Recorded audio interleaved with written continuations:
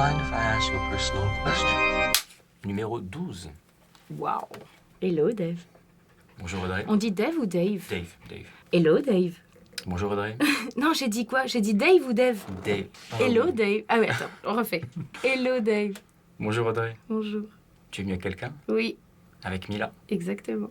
C'est la première fois qu'on fait un Hello Dave à 3. Je suis ravie que ça soit avec moi. Ce sera ton joker, elle pourra répondre à certaines questions Ok, si tu ne veux d'accord. pas. Ah, trop bien. Ma première question, Ouais. je crois que tu la connais, tout le monde la connaît la question, c'est quel est ton plus ancien souvenir et quel âge tu penses que tu avais? Le plus ancien, c'est quand je suis en nourrice. Et c'est donc c'était avant ma maternelle, donc je dois avoir 2 ans. Et c'est un Noël chez ma nourrice. Et elle m'avait offert un petit savon en Lyon. Et elle s'appelait Tati Annie. Il avait quelle odeur ce savon? D'odeur de savon, écoute. Plutôt type qui sent bon, quoi. Moi j'ai un souvenir d'odeur de savon, c'était un savon en Snoopy. J'adorais Snoopy quand j'étais gamin. Comme quoi, c'est un Mais peu ça encore avec sentait le chien, ça veut dire? Non, ça sentait... Le pire savon du monde. Je me lave et maintenant je sens le chien. J'adore. non, il sentait le houblon.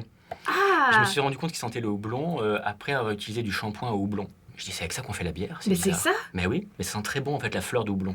Ouais, enfin, quand t'arrives dans un bar, à mon avis, on donne... Le lendemain, ça sent le chien. Ah, Au voilà. fond, c'était pas si bête. Ah bah, tu vois. On va t'offrir un shampoing au blanc. Quel est ton trait de caractère principal? Je crois que je supporte pas le mensonge. Mm. Ou le fait d'aimer les gens, peu importe qui ils sont. Ton défaut? Je suis chiante. Je suis chiante parce que je suis tout le temps en retard. C'est vrai, mais Tu vois, heureusement je pour ce mets- matin, parce qu'on était en retard nous aussi. Ouais, mais quand même, c'est chiant. Je suis en retard, je suis exigeante, je suis parfois de mauvaise foi. Mais après, je le Par dis. humour, souvent. Tu le Oui. sens. Tu désamorces la mauvaise foi. Ouais. Mais après, je le Je dis. l'ai Et vécu. après, je m'excuse. Après, je dis pardon. Pardon. C'était pas gentil. Je suis encore sur le chemin d'être un être humain meilleur. Tu vois? Et je parle en fait dans la queue de mon chien. Assis, Mimi. Le micro est plus loin, c'est pas un micro. Ouais, non. Quand tu étais enfant, quel est le premier métier que tu t'imaginais faire? Tu te voyais comment en tant qu'adulte? Alors, le tout premier métier que je voulais faire, c'était comédienne. Mhm. Et après, je me suis rendu compte que c'était très compliqué. Enfin, que ça allait être très compliqué. Parce qu'à 8 ans, j'ai passé un casting et je me suis fait recaler. Donc, j'ai fait « Ouais, génial, c'est génial, je veux faire ça comme métier. » Non, je veux pas le faire, en fait, c'est tout nul. C'est tout pourri. Ils ont pas voulu de moi. Non, vas-y, c'est bon. Et du coup, très très vite, psychologue a été le métier qui s'est imposé comme étant celui qui me faisait vraiment rêver, quoi. Et pourquoi psychologue? C'est rare quand on est enfant quand même de se dire je vais être psychologue. Ouais, mais tu sais, j'ai vécu dans le 93 et en fait, j'ai beaucoup de chance. Moi, j'ai des parents qui sont géniaux, vraiment, qui sont tolérants, gentils, drôles, aimants. Et en fait, je me suis rendu compte autour de moi qu'il y avait des gamins qui n'avaient pas ça chez eux. Je voyais qu'ils avaient besoin, en fait, juste d'être écoutés, d'être entendus, d'être aimés. C'est pour ça que je te disais aussi la notion d'amour tout à l'heure. Et je me disais, en fait, mais qui les écoute? Et autour de moi, je voyais pas qui les écoutait parce qu'il n'y avait pas de psy. Il n'y avait pas de psy. Et du coup, je me suis dit, bah ouais, en fait, c'est ça que je veux faire. Je veux pouvoir écouter les gens et les aider. Au fond, c'était Ouais. une manière, c'était une manière de faire ton métier de comédienne. Parce Bah que ouais. comédienne, c'est aussi jouer un rôle, et ce rôle, après, qui permet de faire réfléchir, de s'identifier. Non, c'est pas si loin. Ouais. C'est vraiment pas si ouais. loin.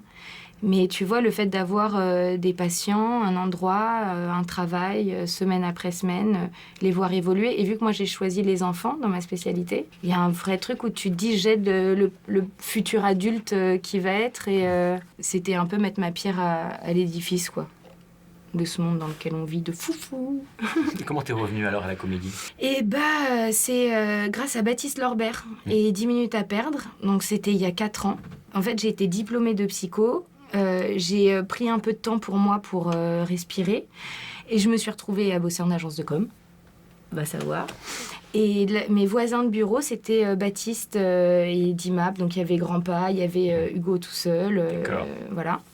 Et eux faisaient leurs vidéos. Moi, j'étais assise à côté en train d'essayer de vendre des trucs pour un... Enfin bon, bref.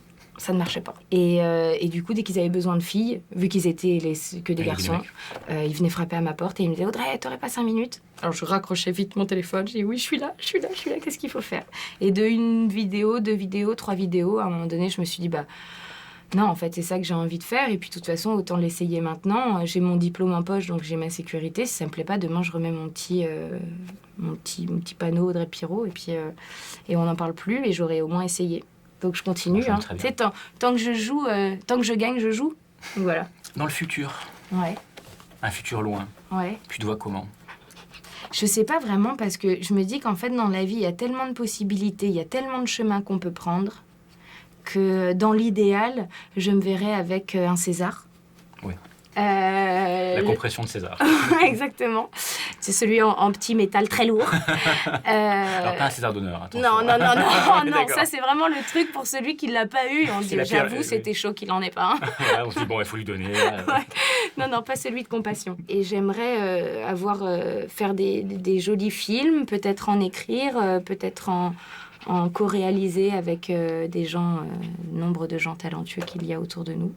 Et puis à côté de ça, j'aimerais vraiment du coup retourner à mon premier métier. Et j'aimerais bien monter en fait un centre d'accueil qui est couplé en fait avec un système scolaire différent. C'est surtout ça. C'est qu'en fait, tu te rends compte aujourd'hui que les enfants, enfin l'école, c'est devenu quand même un truc un peu spé. Enfin, j'ai l'impression déjà que nous, c'était bizarre, mais alors vraiment à un moment donné, c'est devenu très très bizarre dans la façon d'enseigner. Et surtout avec des enfants qui sont de plus en plus intelligents, de plus en plus sensibles, de plus en plus évolués et très tôt. Et du coup, ça serait une école qui apprend les choses sur des choses très concrètes et surtout avec ces enfants-là qui ont besoin à un moment donné de choses concrètes. Donc du coup, j'aimerais bien faire ça en parallèle ou être ministre de l'éducation du coup. Oui, mais de quel président, c'est le problème? Ouais, bah c'est ça. Mais tu sais, à partir du moment où j'ai vu que David Douillet était ministre du sport, je pense que du coup... il n'y a pas de grosses qualifs en termes d'études à avoir, tu vois. Non. Donc tentons-le, pourquoi pas. Je sais plus qui est-ce qui avait dit à un moment, vous imaginez, ce qui était assez méchant comme chose, je trouve. Il y a un jour, un mec qui sera président de la République, déjà c'était un mec, pas une fille, et qui aura été bercé, qui aura été biberonné au Club Dorothée. Ouais. Mais si on regarde notre ministre de l'économie qui a démissionné, Macron, ah oui, bah... il a été bercé au Club Dorothée. Et ben voilà, et le drame. Ouais, il me fait peur, lui. Il a fait un meeting là où dans son regard, à la fin, c'était un espèce de truc genre « Ouais !» C'est la foule l'acclamait et il a eu un regard, mais vraiment, je pense qu'on aurait pu dézoomer sur son regard. Et c'est vraiment le truc d'un film d'horreur. Le truc genre « Oh, ça me donne un très gros zizi », je sais pas. Ouais, une femme, ça serait pas mal. Mais en même temps... Ça dépend laquelle, excuse-moi, celle qui se présente. C'est ça. Et pourtant, je suis féministe dans le sens où, pour moi, en fait, venez, on arrête de parler des filles et des garçons, et au moment où on arrêtera d'en parler, c'est que déjà, peut-être qu'on aura fait un premier pas dans le féminisme. Les femmes au pouvoir, pas toutes. C'est très dangereux, c'est comme les femmes policières, il n'y a rien de pire. Mais une femme qui soit bien dans ses baskets. Dans toute l'équipe, on a une atout qui était une femme policière. Ouais. Et tu vois, elle a arrêté. Elle a arrêté. Mais ça, elle a eu du bon sens. Elle a eu du bon sens. Ouais. Non, mais c'est justement, tu vois, il y en a plein et je trouve ça dommage. Parce que ces nanas qui sont des nanas super bien, et ben en fait, elles sont découragées par le système. Mais c'est vrai qu'une femme présidente, si elle n'est pas avide, elle, de pouvoir... Mais je sais pas si c'est le pouvoir le problème en lui-même, ou si c'est ce que... En fait, si tu veux quelqu'un qui a du pouvoir, mais où tout le monde s'en fout. Si lui, il a du pouvoir... Les gens s'en foutent pas, c'est le problème. Mais voilà, c'est ça le problème. C'est que ça serait peut-être aussi à nous de nous en foutre. Changer le monde, là. Ouais, je sais. Ah, mais j'ai pas dit que c'était facile, hein. Tu vois, derrière, tu mets des trucs de planète, etc. On change de planète, alors. Je l'aime bien, celle-ci, quand même. Et en plus, il y a plein de coins que j'ai pas fait. Quel coin, justement? Bali. Bali, t'as pas fait Bali? J'ai pas fait Bali. T'as fait Bali? Non, mais Charles, qui est en train de nous enregistrer, lui a fait Bali cet été. Et alors, Charles, c'est comment, Bali? Nul. Il n'y a pas trop aimé Bali, en fait. C'est vrai? Non. Ça n'a pas... Bon, l'Indonésie, ça doit être beau quand même. C'est pas mal. Toute l'Asie est belle. Ah, moi, après, je suis fan du Japon. Je suis fan de l'océan Indien. C'est le plus bel océan. Ouais, certainement. C'est fou. L'Australie aussi. J'ai une cousine en Australie. J'ai un ami aussi. Il faut que j'aille voir cet hiver, je pense. Eh ben, allons-y.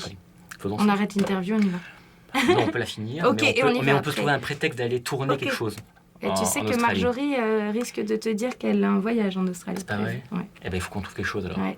Si tu devais inviter, tu as le choix d'inviter quelqu'un à dîner, mais ce choix est très libre. Cette personne peut être quelqu'un qui est décédé, Cette personne peut être quelqu'un de très célèbre. Cette personne, ça peut être qui tu veux. J'inviterai qui? Mon arrière-grand-père. Pourquoi? Parce que depuis que je suis toute petite, j'ai l'impression qu'il est là. Tu ne l'as jamais vu? Non, jamais. Jamais connu? Non. Et il t'accompagne? Arrière-grand-père? J'ai l'impression. Paternel, maternel? Paternel. Bizarre. Qu'est-ce qu'on t'a dit sur lui? Qu'est-ce qu'il est? Que c'était un homme un peu très très costaud pour son époque. Et pas grand-chose en même temps. Parce que c'était quelqu'un de très bien. Mais en même temps, de ce que j'ai cru comprendre de ma grand-mère, il n'était pas si bien que ça, tu vois. Donc, il y a eu des petites histoires où je veux pas juger, j'y étais pas, c'était une autre époque, c'était la guerre et tout, mais il y a des trucs... Bon, il a rien fait, il a pas...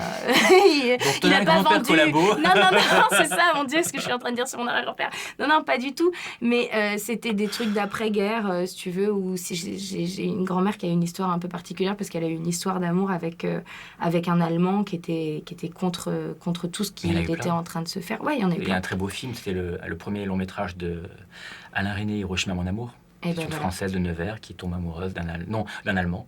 Et qui après, lors d'un tournage au Japon, va revivre cette histoire, va revivre la douleur. Et donc du coup, en fait, elle a une histoire un peu particulière parce qu'elle a eu un bébé avec cet homme-là, qui est décédé après en prison, il s'est fait tuer en prison. Et en fait, elle est restée avec son bébé, c'était l'amour de sa vie, en fait, cet homme. Et après, elle a rencontré mon grand-père, et la famille de mon grand-père a dit au départ, on te prend toi avec le bébé. Ils se sont mariés avec mon grand-père, et au moment du mariage, ils lui ont dit, par contre, on veut pas d'Allemands dans la famille. Donc ma grand-mère a dû laisser son enfant à la nourrice. Ouais, c'est assez particulier. Ah oui. Donc, tu vois, je sais que c'est un homme très gentil, et voilà. Après, il y avait la guerre, il y a eu cette... Non, mais c'est pour ça. C'est pour ça. C'est pour ça. Je dis, j'y étais pas, non. Mais par contre, j'aimerais bien, du coup... C'est une belle histoire dure, mais compréhensible. Ouais, mais elle l'a retrouvé en plus, son fils. Ah, ouais, elle l'a retrouvé après. Il l'a recontacté bien plus tard, mais du coup, je le connais et tout. C'est cool. C'est top. Ouais, j'ai des cousins. Et vous avez des liens, vous pouvez... même un peu... Si tu veux, après, je pense que même pour lui, c'est compliqué parce qu'il a fait toute sa vie élevé par une autre femme. Il rencontre ma grand-mère. Ma grand-mère, maintenant, est malade. Elle a la maladie d'Alzheimer et tout. Donc, c'est vraiment une maladie de merde. Grosse maladie toute nulle, toute pourrite. Et du coup, je pense que même pour lui, tu vois, c'est un peu, ça doit être un peu compliqué. Donc, on le voit pas tout le temps. Mais je sais que, tu vois, par exemple, si je l'appelle et que je lui dis « Edgar, est-ce qu'on peut venir ?» Il n'y a aucun problème. Et c'est ça aussi le pouvoir de la famille. C'est que tu n'as pas besoin d'être collé. Bien sûr. Il y a un truc, en fait, qui te relie de toute façon. Donc voilà. Donc, mon arrière-grand-père.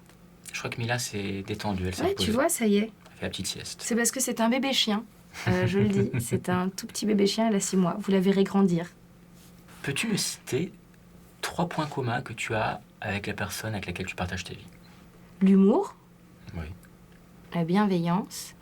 Et l'amour de bien manger. J'adore manger.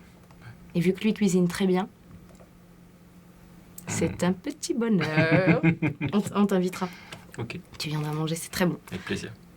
Parlons de bonheur, justement. Tu dis c'est un petit bonheur. C'est quoi pour toi le bonheur? Ça fait 30 ans que je me pose la question. Je crois que je commence à percevoir des pistes. J'ai lu et j'ai vu un documentaire surtout. Et il y a un livre qui existe qui s'appelle Le Secret. Au lieu de voir notre vie tous les jours avec ce qui va pas, et il y a des choses qui vont pas, il s'agit pas de les nier, il s'agit juste de demander des choses positives. C'est-à-dire, au lieu de te dire je veux pas être en retard, par exemple. Prenons un exemple tout à fait anodin. Non, il n'était pas en retard du tout. Au lieu de te dire je veux pas être en retard, il faut se dire je veux être à l'heure. Tu vois? En fait, c'est juste retirer les trucs de négation. Qui existent, elles sont là. On n'a pas besoin de le dire, elles existent. Par contre, à quoi tu aspires? Et le deuxième truc, c'est déjà de dire merci à tout ce que tu as déjà. Et t'as pas peur de perdre ce que tu as, justement? Quand tu dis merci, tu peux dire merci, j'ai une chance inouïe, j'ai des parents que j'aime, qui m'aiment, j'ai quelqu'un dans ma vie, j'ai plein de choses. Et t'as pas cette peur de... Bah, tu sais, t'as une fin. Ouais, mais tu demandais tout à l'heure l'un des souvenirs jeunes. Moi aussi, un des trucs très jeunes dont je me souviens, c'est que j'ai tout de suite compris qu'on allait mourir. Depuis que je suis petite, je pense que j'ai conscience de choses autour de moi, notamment le fait du coup d'être psy et d'être en empathie depuis longtemps avec les gens. Et du coup, en fait, je me suis dit, ok, on va tous canner, les gars. Tous. Il n'y en a pas un, mais pas un qui va... Tu peux avoir de l'argent, du pouvoir, être tout ce que tu veux, tu vas mourir, mon pote. Et en fait, du coup, j'ai trouvé ça extrêmement triste parce que du coup, ça veut dire que, bah voilà, on va tous partir et c'est terminé. Et en même temps, qu'est-ce que tu fais du temps que t'as? Être heureux ensemble et se marrer et bien manger. Quand as-tu chanté pour la dernière fois? Ah, je crois que c'était ce matin. Ah oui? Ouais. Pour toi toute seule ou pour Ouais. quelqu'un? Non, pour moi toute seule, j'aime bien. T'as chanté quoi? Je savais que tu voulais Bah savoir, oui. mais j'ai honte. Ah mais non. Tu sais, il y a un truc le matin qui me met de super bonne humeur. C'est ridicule, hein. Mais alors, non, mais vous allez me prendre... Et les gens vont me prendre pour une folle. Parce que du coup, le matin, même si je suis toute seule chez moi, bah, je me lève et je sais pas à qui je parle, mais du coup, je dis bonjour. Et ce matin, j'ai fait bonjour, bonjour, bonjour, bonjour, bonjour. Le boulanger a son plateau bien garni, du joli pain de son fournil. Voilà, c'est de La Belle et la Bête. C'est le début. Tu dis bonjour à la vie. Ouais, Bah, comme dans le film Chantons sous la pluie aussi. je l'ai pas vu. Où c'est dans Chantons sous la pluie, il y a good morning, it's good. Peut-être. Say good morning to you and me. Ils chantent comme ça avec Voilà, des... et en fait, parce qu'en fait, c'est juste le matin, mais c'est la nuit, mais c'est l'autre journée. Bah ouais, c'est Ou pas Chantons mal. sous la pluie aussi. Il pleut, c'est la merde, mais non. Soyons Mais voilà, heureux. ouais, c'est ça. Bah, c'est pareil. Quand as-tu pleuré pour la dernière fois? Hier. Hier? Ouais. Mince. Non, C'était un peu pour toi? C'était pour c'est libérer pour quelque ça, chose? tu vois, c'est pas grave de pleurer. C'est pas grave, c'est pas triste. C'est normal, quoi. Et Bien puis sûr. attends, t'as vu dans ce qu'on vit, enfin, je sais pas. Qu'est-ce qui t'a touché à ce moment-là? Qu'est-ce qui t'a fait Qu'est-ce qui m'a couler fait une larme? pleurer? Qu'est-ce qui t'a tiré une larme? Moi, c'est hier aussi, tiens. C'est vrai? Bah ouais, c'est drôle. Ça se trouve, on a pleuré à la même heure. C'était pendant mon brunch, c'était vers 13h. Pourquoi t'as pleuré pendant un brunch? Pendant un brunch, en plus, au Plaza Athénée. Non. Ok, c'est chic. Très chic, quand même. C'est trop chic. Je sais plus qu'est-ce que c'était, Jeanne Moreau dans un film qui s'appelait La vieille qui marchait dans la mer. Ouais, et pas dans la merde. Ça, c'est un autre J'ai film. rimé. Et elle disait, il vaut mieux pleurer seul dans une Rolls que seul dans le métro. Bah oui, c'est Mais j'étais vrai. pas seul hier, c'était très agréable. Mais en fait, oui, j'ai eu ma petite larme parce que ils ont passé c'était un très bon brunch, délicieux, Ouais. avec il y avait des musiciens qui jouaient. Et d'un coup, ils ont fait une reprise de Simon & Garfunkel. Ouais. Et mon père adore Simon & Garfunkel. Et tout d'un coup, c'est une des chansons. Et ma mère dit, ah, j'étais avec ma mère. Cette chanson, quand j'ai connu ton père, il écoutait en boucle. Et il la met en colis, tout simplement. Ah, mais ton papa est encore Mon vivant? père est encore en vie, tout à Ah fait. d'accord. Ah. Bah tu vois, on peut Oui. parfois être ému même sur des trucs qui sont pas tristes ou Tout à fait. c'est juste émouvant. Ça me rappelait Ouais. des années, tout Ouais. simplement. Bah c'était, je pense que j'ai dû pleurer pour un truc un peu Pareil aussi. comme ça. C'est juste qu'à un moment donné, il faut que ça sorte. Et en plus, je trouve ça plutôt sain d'être près de ses émotions, même dans l'alarme. Parce qu'en plus, et oui, c'est ça. C'est ça que je me disais. Parce que en ce moment, je suis en train de travailler pour faire ma chaîne.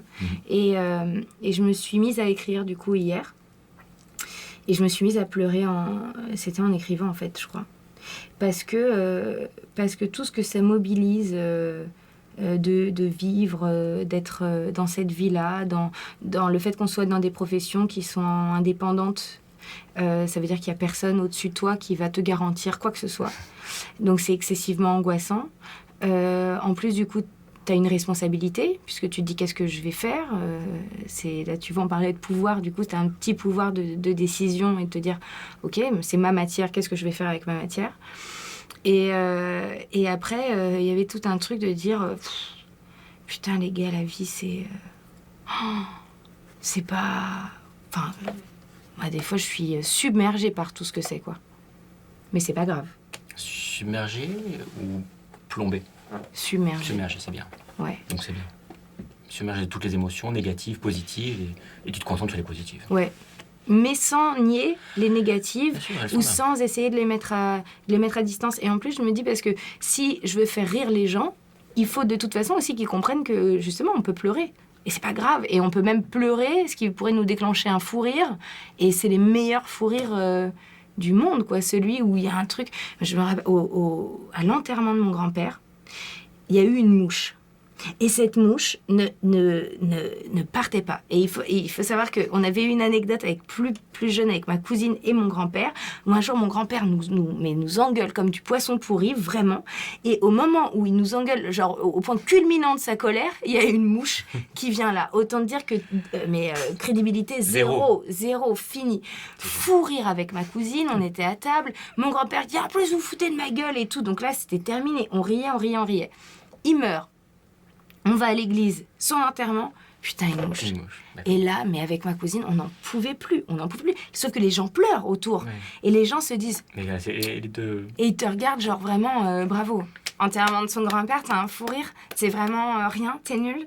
Et nous, plus les gens nous regardaient, plus nous culpabilisaient de rire, et plus on n'en sortait pas quoi, de notre fou rire. Ouais, donc, vous êtes rappelé de ce beau souvenir, ce beau moment. Ouais.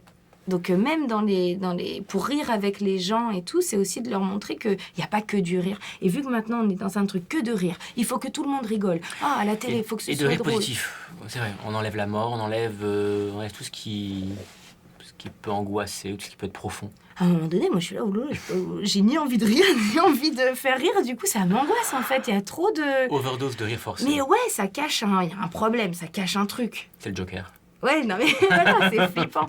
J'imagine c'est des salles de spectacle où les spectateurs sont comme ça en train de se dire « On est là, on veut rire !» On attend du rire quand ils cliquent, on veut rire. Enfin, c'est un truc où tu te dis « Bon... » Tu sais, on a perdu la gestion du temps. On est dans le climax pour tout. On veut tout de suite avoir la scène. On n'est plus dans la préparation, dans ce qui va te mener à telle émotion. Mais je trouve qu'en général, les gens sont devenus impatients. Même moi, hein. Ouais. Je suis hyper impatiente pour des trucs nuls, tu vois. Et pourquoi ? Ça peut... Tu l'expliques par rapport à quoi ? C'est beaucoup plus facile de s'en prendre au temps ou aux autres qu'à soi-même. Donc, du coup, être impatient, c'est dire, en gros, c'est pas de ma faute. C'est à cause... Je sais pas, il y a le métro qui vient pas. T'es impatient, tu t'énerves. Ouais, ok, c'est de la faute du métro. Cela dit, tu serais parti 10 minutes plus tôt de chez toi, bah, tu serais dans le métro. Et là, en fait, tu ne peux t'en prendre qu'à toi-même, par plus tôt. Ton téléphone, tu vois, se met pas tout de suite sur la page. Bon, il n'y a pas de quoi s'énerver parce que tu n'as pas accès tout de suite à Wikipédia ou Facebook, tu vois. Sauf si t'es en Edge. Ok, Edge, c'est vraiment angoissant. Mais on est impatient parce qu'on a tout. On est dans une société où on nous offre tout sur un plateau d'argent, tout de suite. Et il y a plein de situations dans la vie qui ne sont pas comme des produits à consommer instantanément. Ouais. Où il faut du temps. Ouais. Mais le temps, c'est hyper important. Même l'ennui est important. C'est très important de s'ennuyer. Et les gens s'ennuient pas vraiment, parce qu'en fait, du coup, même les moments d'ennui, tu prends ton téléphone. Mais regarde, c'est en s'ennuyant que Alice a eu des divagations et qu'elle est partie dans le pays des merveilles. Se permettre de s'ennuyer et donc d'aller vers autre chose, vers l'imaginaire, c'est fondamental. Ah ouais. Et un jour, j'avais vu un reportage sur Stéphane Guillon. Il disait, sa fille arrivait et lui disait « Papa, je m'ennuie ». Et il s'est retourné vers elle en lui disant « Écoute, t'as pas le droit de dire ça. Parce que même dans l'ennui, c'est quelque chose de bien. Donc, c'est pas une plainte de s'ennuyer. Et après, si tu t'ennuies vraiment, prends des crayons, prends une feuille, dessine, puis tu verras bien ce que tu vas faire, et c'est pas grave. Et j'avais trouvé ça hyper percutant. C'est très fort. De dire ça en plus aux enfants. Et sois constructif, n'attends pas que les choses te viennent tout seul. Ouais. Je sais que c'est un truc sur lequel je bosse en ce moment, c'est d'être plus volontaire, de y aller. Le fait de pas faire, ça t'évite tout le culpabilité de rater. Donc, et pour ça, il faut avoir de la volonté. Et je trouve que la volonté aussi, moi, il m'en manque un peu. Tu manques de la volonté ? Pourquoi ? Ouais. Bah, pour faire tout ce que j'ai à faire, quoi. Et qu'est-ce qui... Tu vois, même mes machines. J'ai 2 paires de chaussettes, j'ai 2 chaussettes différentes. Alors, je sais que pour certains, ce sont des choix. Oui. mais pour moi, c'en est pas un. Et tu vois, même faire mes lessives. Parce que ça me saoule d'aller à la laverie. Ah, t'as une laverie. T'as une machine, toi, ici ?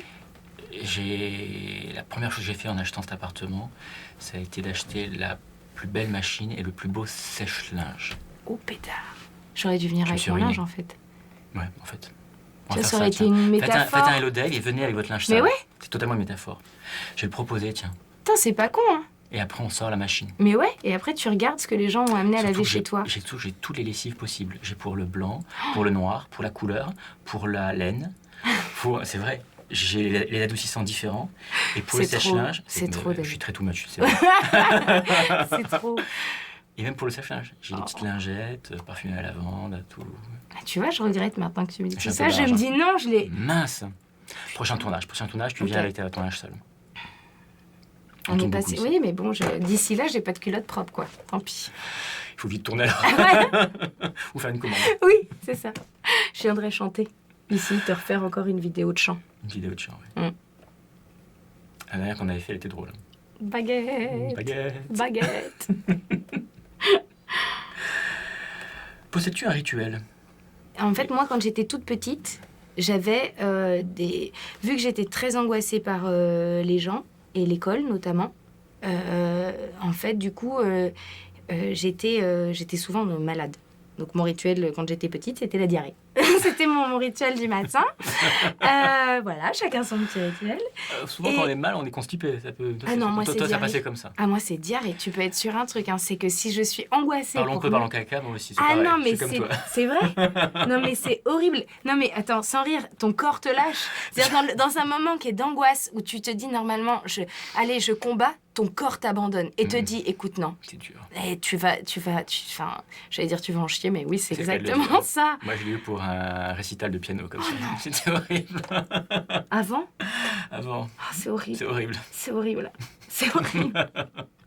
Ben voilà, donc bref, après j'ai combattu l'angoisse en me disant que je ne pouvais pas comme ça avoir la diarrhée toute ma vie, hein. C'était quand même... chaque journée qui se passait bien, je me disais, alors ok, cette journée s'est bien passée, qu'est-ce que j'ai fait aujourd'hui que je peux refaire demain pour que ma journée de demain se passe bien. Donc je me lavais avec le même gel douche, avec le même truc, j'avais avec tous les un tocs. rituel. Oui, c'est un rituel. Et en fait, au bout de 3-4 jours, bon déjà, ça s'est mal passé, donc je me suis dit rituel, Parce que efficacité... tu es arrivé à la fin du gel douche. Ouais, zéro, nul, ça marchait pas du tout. Donc je me suis dit, ça ne marche pas. Et en plus, attention, parce que en fait, ça peut aller loin, ce genre de truc, et ça peut vraiment dériver en toc. Donc du coup, j'ai complètement arrêté. Donc je ne veux plus de rituel, parce que justement, je veux pas qu'il y ait des croyances, des fausses croyances qui se mettent. Alors après, il y a des trucs d'habitude, mais en fait, c'est plus du coup d'aller, vu que je crois aux énergies, de faire des trucs au niveau des énergies. Et ça, c'est plus une habitude qu'un rituel. Comme ça, je me dis, si je le fais pas, c'est pas grave. Et au théâtre, je touchais tous les murs du théâtre. Avant chaque de la scène, je touchais tous les murs. Et je disais, voilà, maintenant, j'ai touché tous les murs. Un truc d'énergie, dire on est ensemble, on est là, on est... voilà. Et après, à Paris, je suis pas catholique, dans le sens où Dieu, tout ça, moi, il y a quand même 2-3 points sur lesquels je regarde l'histoire en disant... T'es croyant, tu crois en Dieu? Eh ben, alors, c'est ça, je crois pas en Dieu... Enfin, Dieu, En c'est Dieu un mot... chrétien, tu ne crois pas en... Je crois en... Enfin, je sais En pas le quel texte. mot on met. Est-ce que c'est Dieu, Allah, Oui. Yahvé, l'univers L'unité de l'univers, quelque chose. Voilà. Une force, il y a une force, il y a des énergies. Voilà. Tu as dit le terme énergie Ouais. tout à l'heure. Je crois énormément... Mais en- pas un texte révélé. Pas un prophète, pas ce genre de choses. Donc je sais pas en quoi je crois, Mhm. toujours est-il que je crois. Et du coup, je vais relativement, une fois par mois, je pense, un truc comme ça, à l'église de la rue du Bac. Je sais pas si tu Oui. la connais. Mhm. Bah voilà. D'accord. Bah je vais là. Et là, je me dis, je regarde cette femme qui est étendue dans son cercueil de verre. Et je la regarde et je me dis, c'est quand même fou la vie. Qu'est-ce que tu ressens quand tu es dans cette église? Alors déjà, c'est l'église la plus mixte que je connaisse. Enfin, vraiment, tu vois, je trouve qu'il y a de tout. Il y a des Français, des étrangers, des jeunes, des vieux, des croyants, des pas croyants qui sont juste là pour voir cette église. On est tous ensemble et en fait, c'est comme si on se disait, on s'en fout de là où on est ensemble. Et du coup, je trouve que le message de cette église-là est C'est un quand lieu même historique, c'est un lieu de repos, c'est un lieu de méditation. méditation un peu. Surtout Mais que ça de coupe. repos. Surtout dans les villes, dans les grandes Ouais. villes comme ça, Incroyable. ces vieux édifices Ouais. déconnectent. Ouais, complètement. Complètement. Et l'histoire, en plus de cette église, est complètement folle. Une nonne aurait eu des apparitions de la Vierge, puis aurait dit, écoute, personne ne me croit, il faut que tu apparaisses ailleurs. Et c'est après ça qu'il y aurait eu Lourdes. Lourdes. Et quand ils ont déterré le corps de cette nonne, en fait, sa peau n'avait pas bougé. Elle était intacte. Et du coup, elle est toujours... ils l'ont mise dans son cercueil de verre sur l'autel dans l'église. Donc même, il y a des gens qui viennent juste pour l'histoire Bien sûr, oui. de ce truc-là. Miraculeuse. C'est miraculeux. J'y suis allée pour prier pour mon chat qui était en train de mourir, tout ça, en me disant, bon, alors, si Dieu, tu dois exister, c'est maintenant. Bon, mon chat est mort. Il avait quel âge? Bébé. Ah, Un chaton, mince. ouais, Ah un oui. truc horrible. C'est triste. Ouais, non, vraiment, maladie de chiotte. Ouais, Ah. relou. Je me suis dit, t'es un chat mortel. C'est le cas de le dire. C'est un peu douteux, mais Excellent. j'accepte la vanne. Non, c'est pas- Super chat. Et du coup, on est un peu caustique. Et du coup, je me suis dit, peut-être tu vas te réincarner dans un truc genre mieux. Alors par contre, je sais pas ce qu'il y a mieux que le chat. Dans la hiérarchie de la réincarnation, si tant est qu'on croit à la réincarnation. Bah, il y a que tu as atteint ta 9e vie et que ça y est. C'est 9 C'est 9, je crois. Tu n'as crois Oui, tu n'as plus à être réincarné. 9 vies. 9 vies, oui, théoriquement. Ah ouais. Certains peut-être en un bonus parce qu'ils ont été un petit peu lents à évoluer, mais...